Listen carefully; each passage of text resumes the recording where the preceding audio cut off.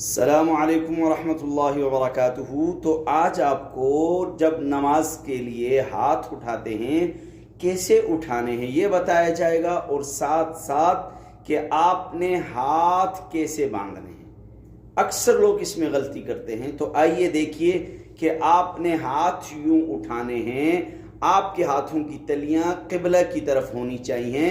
یہ طریقہ غلط ہے، یہ طریقہ غلط ہے، یوں کرنا غلط ہے۔ آپ نے یوں ہاتھ اٹھانے ہیں، اس طریقے سے ہاتھ اٹھائیں گے تو آپ کی نماز کامل ہوگی۔